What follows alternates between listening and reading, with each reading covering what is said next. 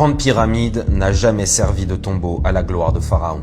C'était une machine gigantesque. Je vous explique. En mai 2011, des chercheurs équipés d'une caméra à micro-serpent se sont faufilés dans un conduit d'aération lié à la chambre de la reine. Les photographies et vidéos enregistrées montrent des raccords en cuivre dont les poignets étaient partiellement corrodés. Les chercheurs constatèrent que les murs étaient recouverts d'une couche de sel et que certains marquages au sol représentaient des schémas et des symboles électriques parmi lesquels figurait une ampoule. Oui, vous avez bien entendu, une ampoule. L'eau du Nil était directement pompée depuis la chambre souterraine pour créer une pression hydraulique intense afin de faire vibrer l'ensemble de la pyramide, générant ainsi une énergie électromagnétique qui remontait jusqu'au sommet.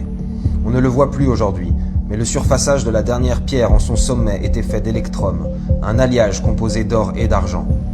Le zinc hydraté découvert dans le conduit nord venait se mélanger à l'acide chlorhydrique dilué découvert dans le conduit sud, ce qui déclenchait une combustion dans la petite salle découverte par le robot.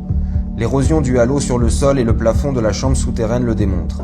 De plus, les murs intérieurs de la pyramide sont recouverts d'un minéral appelé dolomite. Cette pierre tout à fait commune démultiplie la conductivité électrique. La Grande Pyramide produisait de l'hydrogène, l'un des éléments les plus répandus de l'univers, aujourd'hui utilisé pour envoyer des fusées dans l'espace.